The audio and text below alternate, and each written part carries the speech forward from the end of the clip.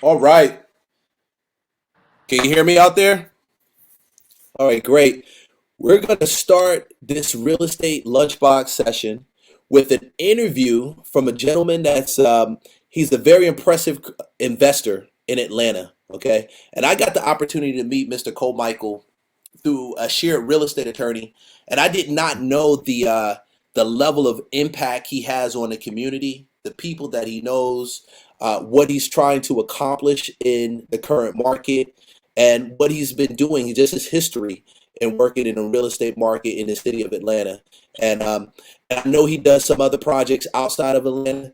This gentleman is friends with some of the greatest that you know that we follow, people like Max Maxwell, and I did see his interview also with Max Maxwell.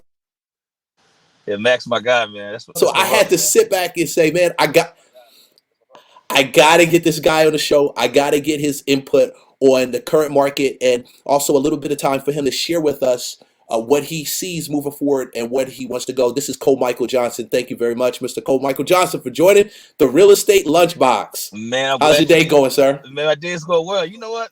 You are a natural, brother. You are a I natural, man. You are a natural. You gonna be good at this, man. Man, I don't know, man. Listen, you're a natural, brother. I like it. I like it. I, You are I, a natural. I don't know, man. I'm doing my best, man. I'm in the office. I said, and I'm not ashamed to admit it. I said I need to spend. I'm not going to spend a ton of money just getting this started. I want to make sure that it is something that I actually want to do. But I definitely want to take the time to be able to talk to people that I enjoy talking to outside Uh huh. of just in real estate in general, and Uh people that huh. I feel is just going to influence. And you got to realize a lot of people we see, a lot of agents, a lot of investors. We only know the people that we deal business with already. We don't get a chance to meet other people impacting the market. And I know you are one of the people that I know influence the market. I want to bring my friends, people that I'm associated with, and just let the world know what's going on in the real estate market, and that is some awesome people out here killing it, and how they can actually reach out to them.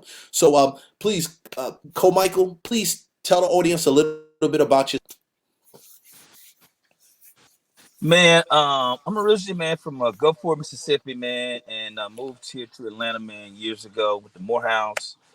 Went to Georgia Tech, man. Thought I would do engineering, and then, brother, I went to business school up at Clark.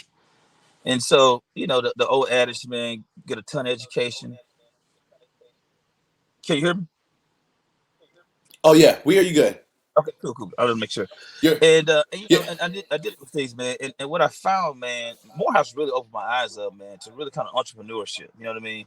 That's how you can leave a legacy for your family, because you can't give your family a job. You know what I mean? Mhm. And so that got my wheels turning.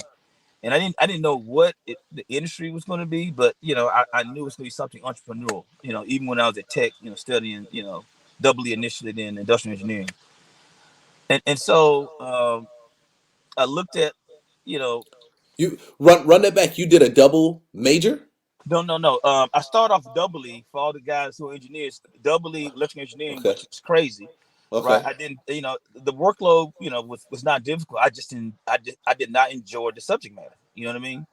And so industrial Mhm. engineering was more business. You know what I mean? And a lot of guys, they make jokes. The guys, the chemical engineers and mechanical engineers, they call IE like imaginary engineering, right? But a lot, right? But a lot of times, the other disciplines, we manage those guys and end up working for us. That's the plug for the IEs. But Wow. Never and knew so we look that. at yeah, and so we look at it from a different lens, from a business. How does all this stuff work together? You know what I Yeah. mean? And my claim was I want to do business, so when I got an MBA from Clark, and at that point, I just after reading tons of autobiographies, because really people always want to say what's the secret to success, or what are the Yeah. secrets? Really, that the secrets are, and this will sound cliche: Mhm. find an industry, find a mentor, and just never give up and work hard and harass them, right? Wow. And so that's what I kind of did. And so I saw a guy. I bought a house in Summer Hill, and I saw a guy that was building. Mhm. I literally harassed him. Like, I really want you to teach me, um, the building business. I offered to work for his company for free, and so I kept harassing him. He said, "I'm gonna help you do your own thing." And he introduced me to his son that was a builder, Hmm. and we started building in Summer Hill. We built one house, two houses, and then years later, we built a massive home building operation and a huge land development business, right?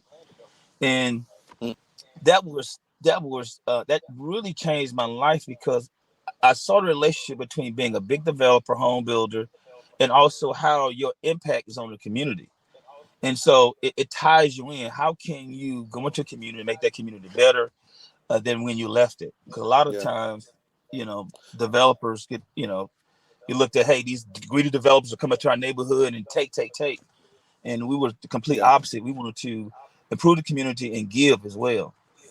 And we did that, man. And we did that very well. We built a large home building operation, a large land development operation. And then something happened in 2008. Yeah. Something You happened in remember what happened in 2008. 2020? I You guys remember. remember what happened in 2000? I got What in happened? 2006, and I didn't know what what was that was all about. But yeah, I remember 2008. I definitely do. And so 2008 is now known as the Great Recession. Yes. The capital markets were completely challenged, and stressed to the limits. Hmm. Banks went out of business, and merchant home builders like ourselves, we got it was catastrophic for us, Hmm. Yeah. in terms of financial, financially and mentally too as well. Yeah. And so as I look back on it, it was the best thing and the worst thing that ever happened to me. Because when I say the best thing, it really made me a real estate guy. Understanding the nuances of real estate, looking at the cycles, how you structure your equity, how you structure your debt, who your Yeah. capital partners are, how you structure a deal. Yeah. Do you have personal guarantees on the deal? Just the whole nuances of putting the deal together and looking at it from the lens of the lender per se, and your strategic partners and the community. And so I really got a lesson the hard way. And also, That's you, go ahead. I'm sorry. Cole Michael. You said something very interesting. You didn't. You started off working as a builder, just like in that space immediately, which is development, which a lot of investors strive to get into. I know some agents strive to get into that. Um, Hmm. and that's you. Do you feel going that large so fast, not starting with a fix and flip, but something real large like that gave you a better perspective, um, or do you feel like over time you were just gearing up to get to that point, just through education and your network and things you were learning just in school? And I would say this to all the guys who fix and flip, rehab. Obviously, we've done a lot of that. Mhm. But when you do new construction, think about it, guys. You know what the costs are. There's no, oh, that wall behind the wall. Oh, my budget is blown. Once you get the Yeah, foundation in, everything is predictable and it's scalable, right? And we started off with just one house. So you don't have to start big, at the height of, we have over 200 houses in the pipeline closing annually, but we started at one house. And so how do you eat an elephant? One bite at a time. yeah, And so we scaled it over time. So we didn't start off that way. We just grew over time. But we started yeah. one house. We built it. We got the plan. We tweaked the plan. Okay. We looked at what was left in terms of lumber. Oh, guess what? We don't need this many boards of OSB. So we really dived into the nuances of one second here. Go ahead, you there? And so, yeah. I hear you So now. hold on. So it was really Go ahead. it really, so it was in that terms, comes from my background, math, the Morehouse, engineering. How can we build a process and that was predictable and scalable? And so new Yeah, construction gives you that. It's very difficult to do that in rehab. You know what I mean? The only other space you could do it is really wholesaling, because yeah, it really is. you trade in paper, you get your process together, you're trading paper really. But in new renovation, Yeah, it's that's very true. difficult to scale. And so Wow. that's what we did. So you're in. So you're in there. You're building the 2008, 2009. We see Hmm. what happens with the capital market. How did that affect you? I mean, I got a ton of questions on that. But start. How did what did you see happen in your business? The business completely imploded. It was over. And so another lesson I learned. And so when things are over, face the music. You Hmm. know, the Building new homes at that time, it was over. The banks were selling houses below replacement cost. And Yeah. what I mean by replacement cost is if a house costs, let's just keep it simple, costs $100,000 to build, the bank would sell that house for $30,000. So Yeah. so you upside down anyway. You know what I mean? Keep it simple. Yeah. So I below remember replacement. going through seeing a bunch of new construction in subdivisions just desolate at that time, Yeah, just completely desolate. yeah. Now, I'm going to ask that question now. Fast forward, how does today? Do you see the signals of a 2008, 2009 today? I know there's a lot of panic with some people. There's a Yeah. fear. I tell you my perspective when it comes nowhere near on that caliber of what you were doing. But Right. fast forward, do you see any resemblance? I mean, when people say, I talk to a lot of the my lending partners who we do deals with, Yeah. and a lot of a lot of folks that no, not a lot, but some of them have been in the space after '08, and they're panicking, and I'm sitting here like almost laughing, almost I like, know, right? you guys have no idea what tough times are. You have zero idea. Yeah. You know what I mean? And so it's funny to me. Oh my God, I'm panicking, I'm panicking. Let's talk about Atlanta because Atlanta is real estate is very local, right? Yeah. We still have a massive shortage of housing, right? That's true. The market is still hot, like it's just not blazing hot, Yeah. right? And if you got a good product, price right, is going to sell, That's true. even as the interest rate rises, right? That's true. Because if you look at what's going on, homeowners were not able to buy a house for the last 2 years because you got all the institutional guys in the marketplace gobbling everything up. And I was going to get to that. One thing I did notice is that even with the interest rates rising, buyers are buying, but it's the people that are afraid right now that are homeowners saying, "Hey, I don't want to buy. I want to wait for the product to drop." I heard a couple people say before, "Hey, I want to wait for the product to drop and for the homes to drop. I want to get lower prices. I want some foreclosures." What they don't understand, and Michael, I mean, you've seen this. What we have now, in opposed to 2008, 2006, we've got a lot of private money buying up property right now. We got a Yeah, lot of private money. So the interest rates going up, buyers sitting to the side, the private money guys are still buying. They're still buying. What do you I mean, do you predict that that's going to be a continuous trend, or is yeah. it going to affect it? It's going to be a continuous trend. The market has cooled a little bit, right? It's called factor friendly. Hmm. We still have a housing shortage, right? Atlanta's going to be extremely fine, and I tell what we're doing right now. We're doubling down, right? We're buying more. We've ramped up the activity in our wholesale business. Hmm. Um, we are buying big developments right now. We're going to close them in the first quarter of 2023. We're going to build 300 and some odd units of new construction in a Wow. quote unquote a recessionary market, right? Wow. And we're gonna get inventory on the ground because everybody is clamming up like, oh my God, I'm afraid, I'm afraid, I'm afraid. Yeah. We already have housing shortage, so this is really making the situation worse. Hmm. And this too shall pass, and it's nowhere near like, oh wait, you still have a healthy market. You got private money.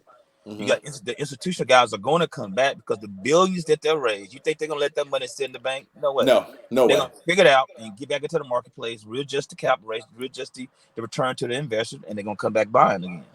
And And it so it's just a healthy market, very is a healthy.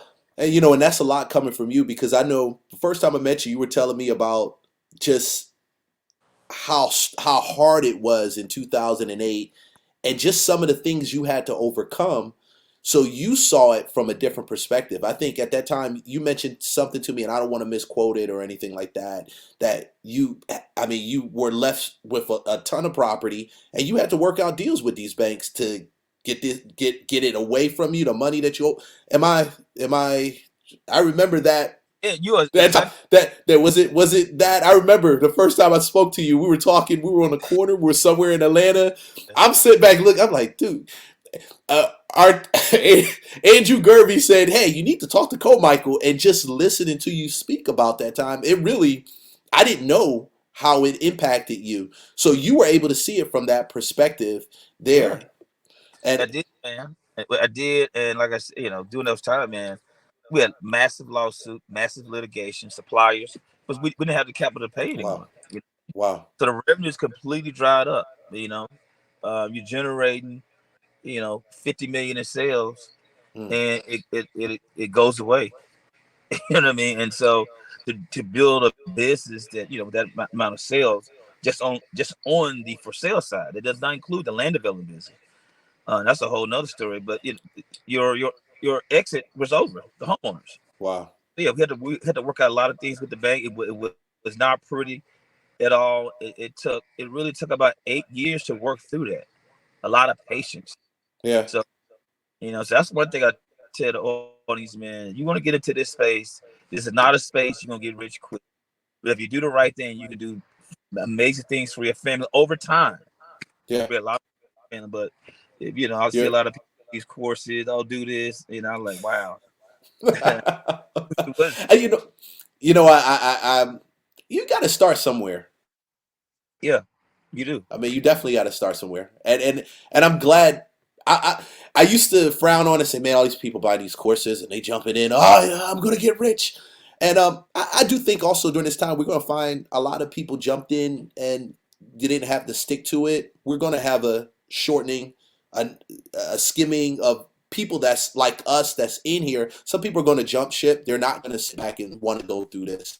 They're gonna want to get out. I've seen people already say, "Hey, man, they take the Robert Kiyosaki approach, and nothing against Robert Kiyosaki, but the sky is falling. I'm getting out of this. I don't know what they're going to get out of there and do, but I'm a believer, just like you. I believe wealth is going to transfer during this period of time, and if you posture and position yourself, like what you're doing, you're going to be able to take advantage of it. Are you in any other markets besides Atlanta? Yeah, let me go back to what I just said. I want to be Go clear what I ahead. said. There are a lot of guys that do have a lot of good courses, right? Because education is very important. A lot of good things on the internet, like you can learn from a lot of these guys, like Max. Look at his stuff. Chris Jefferson, Elijah Rubin. Yeah, Here locally, you got Brandon. So you got some guys that really give good content. And yeah. I see you at this platform. I'm looking for a course from you. I think you might have a course in you as well, I got one right? up my sleeve. I got one up my sleeve. The Run and Brother Johnson Jean here locally. Yeah, And so there are some guys who are subject, who are in this space that do this. Ramon, he's an OG in the game. And so there are some good guys in this space, right? And so you just follow those guys, but there are some guys who all they do is sell courses. But the yeah, that's dollar true. guys I just mentioned, those guys actually they give good content and information, and they actually do the business, right? And so Mm. so I want to make sure I said that because I said earlier that the guys with courses. I want to talk about those guys. So make Yeah, sure we. you. Yeah, and I'm glad you clarify it because that's the thing. There are guys that do just sell courses. They've Right, never been in a business. They probably was in a business for a short period of time, but their courses are still selling. Great right, marketers, but but I couldn't really tell you the climate of the market, and that's a big part to actually point out. That's very important because we right. do have a lot of good hitters in this current market right We here, do. and they're keeping.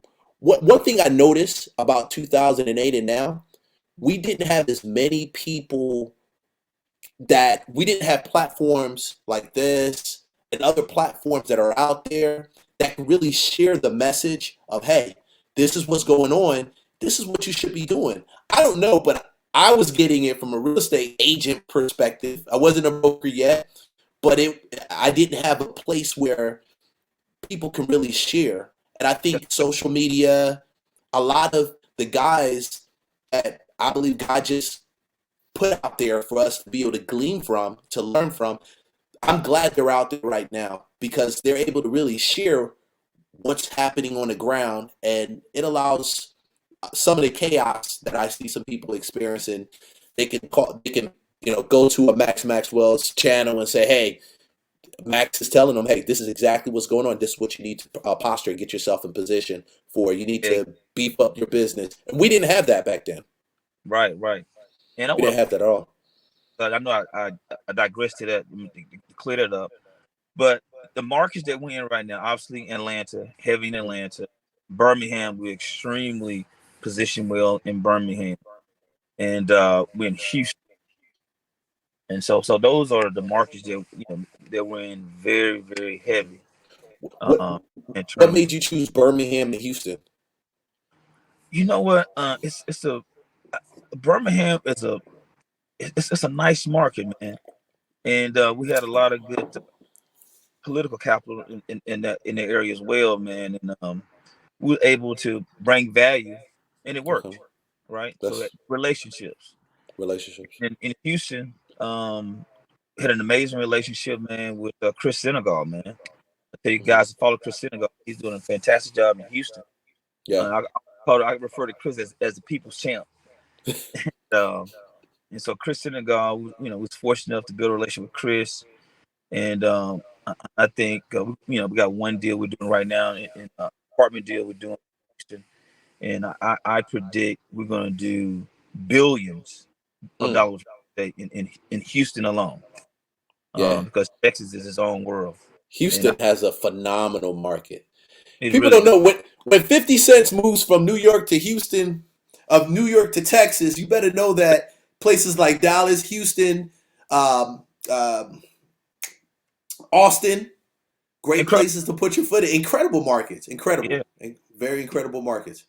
And Man. so yeah, so Chris is there, and so yeah, those it was very strategic. Why we chose those markets, and we look to be in those markets for a long time. So as we wrap it up, tell me this: what advice would you give to people? I know we got a lot of wholesalers that are following us, a lot of wholesalers I speak to.